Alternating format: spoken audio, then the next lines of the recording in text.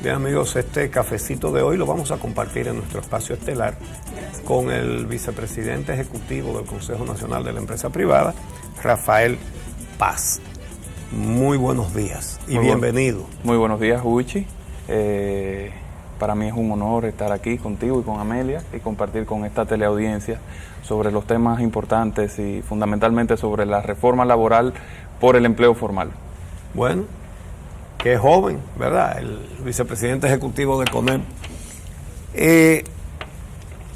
El CONEP ha estado en medio del debate por su propuesta de reformas al Código Laboral, que el sector laboral entiende que atenta contra sus conquistas. Aumento de las horas de trabajo a la semana, la cesantía, reducirla sensiblemente. Ustedes han dado explicaciones de que si el trabajo informal, pero parece que no han logrado convencer a la gente. Es decir, nadie entiende que en lo que ustedes proponen haya una compensación a esas medidas que tanto se han debatido. Quisiéramos escuchar esa explicación. Mira, lo primero que tenemos que decir es que esta no es una propuesta de reforma al código que ha presentado en el aire el sector empresarial. Este es el resultado de un proceso que inició con una convocatoria por parte del gobierno dominicano por un decreto del presidente de la República que creó una comisión tripartita donde están representados los tres sectores, el sector público, el sector laboral y el sector empresarial. En el marco de ese proceso, esa comisión abrió un proceso de consultas y pidió a los distintos sectores que presentaran propuestas. El sector laboral presentó propuestas, se hicieron consultas en las 3 regiones del país y el sector empresarial hizo una propuesta de reformar artículos importantes del Código Laboral. ¿Por qué el sector empresarial entiende que hay una necesidad de reformar el Código Laboral? Como tú señalaste en tu introducción, en República Dominicana hay un grave problema con los niveles de informalidad de la economía, que afecta a todo. Afecta la cobertura de seguridad social de los trabajadores, afecta la competitividad de las empresas, pero también, Uchi, afecta la base tributaria del Estado para poder recabar más impuestos directos. ¿A qué me refiero con el tema de la informalidad? En los últimos 12 años, por cada empleo formal que ha creado la economía, se han creado 14 en la informalidad. Esos 14 empleos informales, que significan en términos amplios unos casi 700,000 empleos en 12 años, son empleos que no tienen seguridad social, que no gozan del tope de salario mínimo, y cuando digo que no tienen seguridad social me refiero a salud y pensiones, que además no tienen normas de protección e higiene de la empresa, que no disfrutan de vacaciones, que no tienen doble sueldo, que no tienen ninguna de las protecciones del código y que además no tienen, en la gran mayoría de los casos, la protección de la cesantía laboral. A la par, ¿qué ha pasado para que el desempleo no llegue a los niveles de España, que es un 25%? El gobierno se ha visto obligado, y dirán algunos no tan obligado, pero en términos reales ha sido, si no lo hace, llegamos a un nivel de desempleo brutal. El gobierno ha tenido que crear 300,000 puestos de trabajo en 12 años. Eso significa duplicar la nómina pública. ¿Por qué? Porque si esos 300,000 empleos no estuvieran hoy disponibles para el mercado, la gente no hubiera encontrado dónde ir a trabajar. Lo que estamos diciendo es que por todos los años entran al mercado laboral, a lo que se llama la fuerza económicamente activa, unas 120,000 personas, entre 100,000 y 120,000. Solo 4,000 por año encuentran espacio en el mercado laboral privado. Eso es una muestra de una economía enferma. ¿Qué ha pasado con el empleo femenino? Uno de los pilares del desarrollo de un país en los tiempos modernos. En los últimos 12 años se ha destruido el 50% del empleo industrial, empleos de zona franca, en talleres, etcétera. ¿Y qué ha pasado? ¿A dónde han ido estas mujeres a trabajar? Bueno, cuando analizas las cifras que publica el Banco Central, que a veces parecen muy frías, pero son muy calientes, el factor que más ha crecido dentro del empleo ha sido el empleo doméstico. Es decir, nuestras trabajadoras industriales se han convertido en trabajadoras del hogar. Y ese es empleo improductivo, empleo que paga pocos salarios. Y con los jóvenes hay un problema gravísimo con el trabajo juvenil en el país. el 14% de los jóvenes dominicanos, es decir, casi 600,000, ni estudia ni trabaja. El desempleo juvenil en el país llega a un 31%, que es el doble de la cifra de desempleo del país y el doble de Latinoamérica. Y lo peor de todo es que los pocos jóvenes que trabajan, casi el 70%, es decir, 7 de cada 10, trabajan en el sector informal. Y esos son trabajos precarios. Pero y nosotros hemos dicho... Parecería en ese discurso que entonces el empresariado, preocupado por la cantidad de empleos informales, para formalizar una mayor cantidad de empleados y poder ingresar una mayor cantidad de empleados a la empresa, le va a disminuir los beneficios a los que ya tienen ese trabajo formal. Esa es la discusión. O sea, la discusión es que la propuesta del empresariado, todo lo que se ha dado a conocer, apuntaría hacia una disminución de conquistas que ya tiene el empleado formal en la República Dominicana. ¿Sobre la base de ese discurso es que vamos a ingresar más personas al mercado formal? Definitivamente no. Aquí lo que tenemos que ver son varias cosas. Primero, la propuesta del sector empresarial respeta todos los derechos adquiridos por las personas bajo la legislación actual. O sea que, atención... Pero no se lo concedería a los nuevos. Atención, República Dominicana. Y esto es importante, Amelia. No estamos planteando quitarle los derechos que las personas tienen adquiridas. Ahora, lo que tenemos es que reformular la pregunta. Pero sí a los nuevos. Si se pregunta así, tú podrías tener una consecuencia de decir, no, la propuesta del sector empresarial quiere quitarle los derechos a las nuevas generaciones.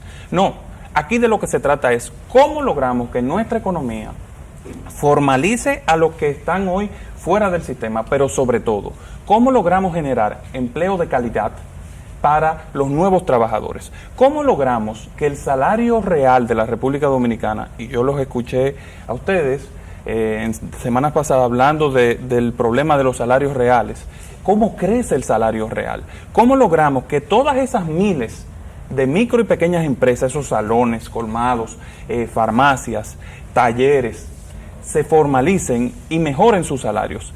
¿Cuál es el problema? El problema es que la cesantía laboral y las cargas en sentido general se han convertido en una doble cotización. Y déjenme hacerle un poquito de historia, porque esto no es nuevo. O sea, cuando en el año 1991 se creó el Código Laboral, ustedes saben que en República Dominicana no existía un sistema de pensiones ni un sistema de seguridad social. Y esa cesantía laboral tenía una especie de doble función. Era un colchón económico, una especie de seguro de desempleo autoadministrado que te servía para acumular un dinero, y si tú salías de una empresa, te daban ese dinerito y tú podías aguantarte hasta que conseguías un segundo empleo. Pero la otra función muy importante ante la ausencia de un sistema de pensiones era la de precisamente una especie de fondo de ahorro que el trabajador que duraba 15 y 20 años en una empresa acumulaba y con eso se retiraba. En el año 2001 se creó la Ley de Seguridad Social. Y uno de los dispositivos de esa ley era convertir la cesantía en una especie de seguro de desempleo, porque perdió su segunda naturaleza, que era la de pensión autoadministrada, cuando se creó el fondo de pensiones. Entonces, a partir de aquí, esto se convirtió en una doble cotización. Fíjate que el tema del empleo informal se acentúa a partir del año 2002.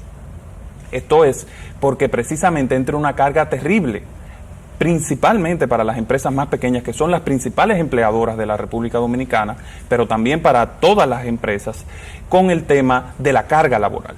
Nosotros tenemos una carga laboral que llega a un 69% el primer año. ¿Qué significa un 69%? Por cada peso de salario hay que buscar 69 centavos adicionales para pagar seguridad social, para pagar Infotep, para hacer las reservas de cesantía, para contribuir con todo el sistema social.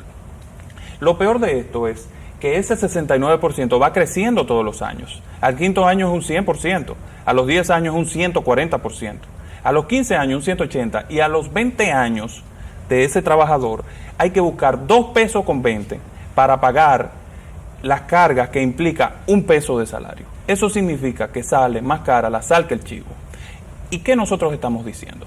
Esa carga es inaguantable, y es la principal, lo que presiona de manera más fuerte para que el trabajo sea informal en el país. Yo te puedo asegurar que los trabajadores, el sector laboral, podría decir con mucha propiedad también que es inaguantable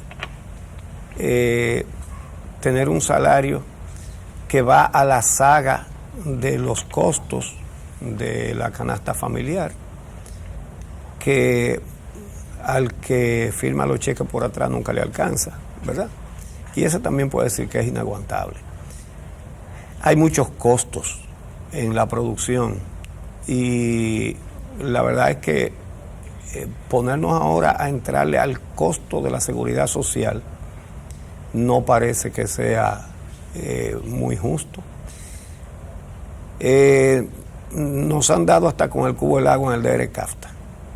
Entonces, el motivo de que no seamos competitivos no estará en el hecho de que no estamos produciendo bienes exportables, que no estamos produciendo, que no estamos siendo capaces de competir. Mira, Uchi, lo que pasa con el tema de los salarios, lo toqué al principio. Recuerda que las principales empleadoras de la República Dominicana no son las grandes empresas. Las grandes empresas, aunque tienen plantillas muy grandes, al final, cuando ves el pastel completo, son las que menos personas emplean en el país. De hecho, sus salarios son completamente superiores en la mayoría de los casos a lo que ofrece el mercado en sentido general. El problema está precisamente ahí. El problema está en que mucha gente, cuando hace negocio, para poder sobrevivir, tiene que irse a la informalidad. Y como no puede con los costos que impone la legislación laboral, la seguridad social y el sistema impositivo, tienen que irse afuera del sistema y no pagan ninguna de estas prestaciones. Nosotros lo que estamos diciendo es vamos a convertir estas cargas en algo más razonable para que más personas puedan estar cubiertas. Déjame volver un poco atrás. Yo dije al principio que este era un código laboral de minorías, porque en términos reales, al final cubre entre un 15 y un 20% de los trabajadores dominicanos. El otro 80% está en los 2.900.000 dominicanos que están en la informalidad, que son la mayor fuerza laboral del país, que esa informalidad no produce bienes exportables, no puede competir, ni está en condiciones de formarse. Entonces hay que llevarla al carril de la formalidad.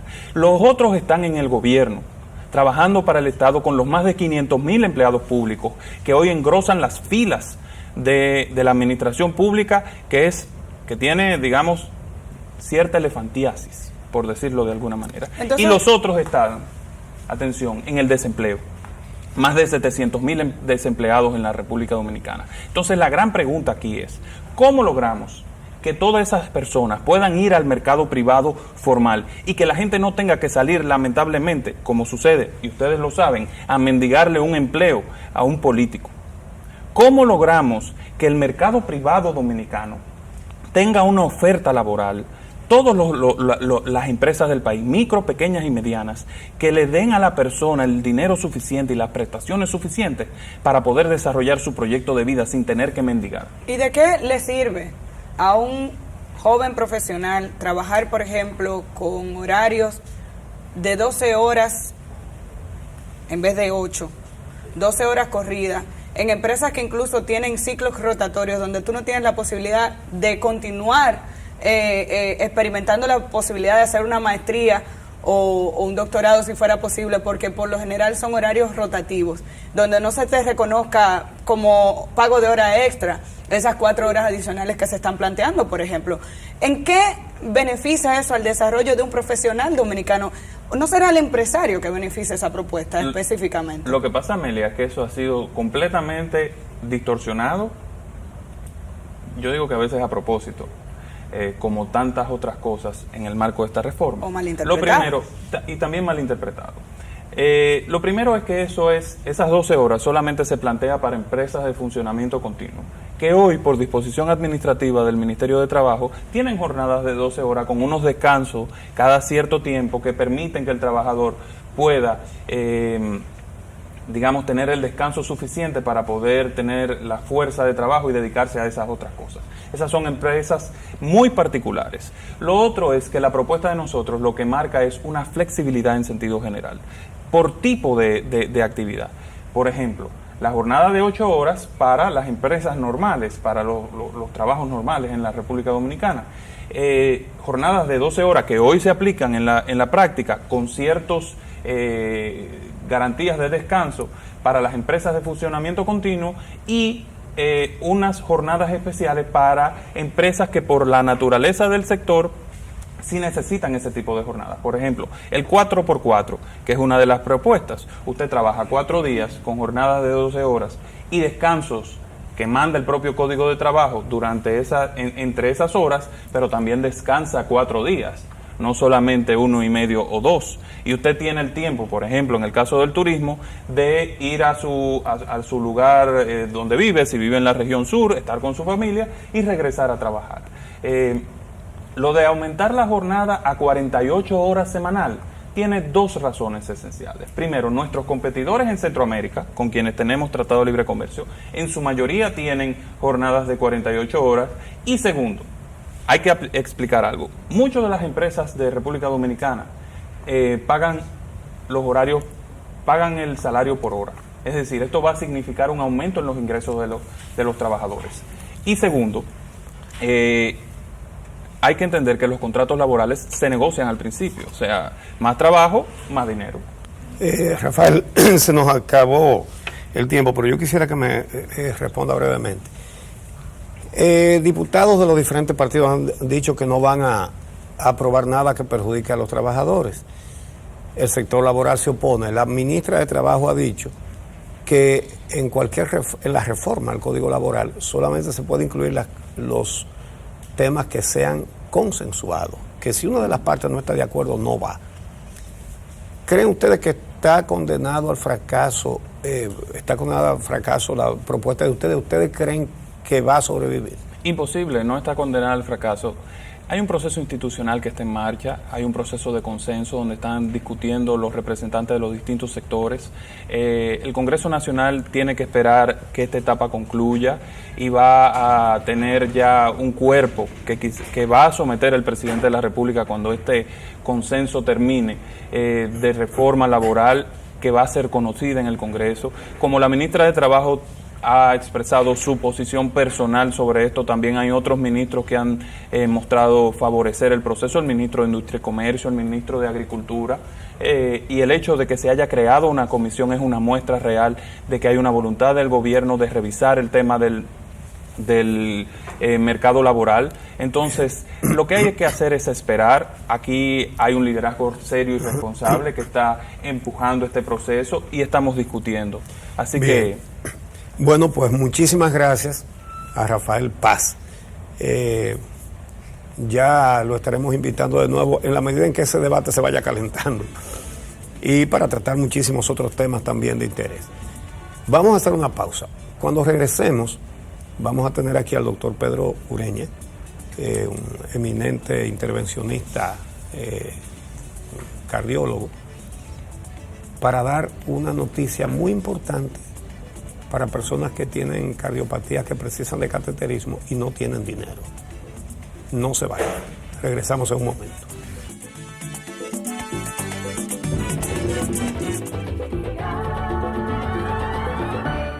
Industrias Vanilejas.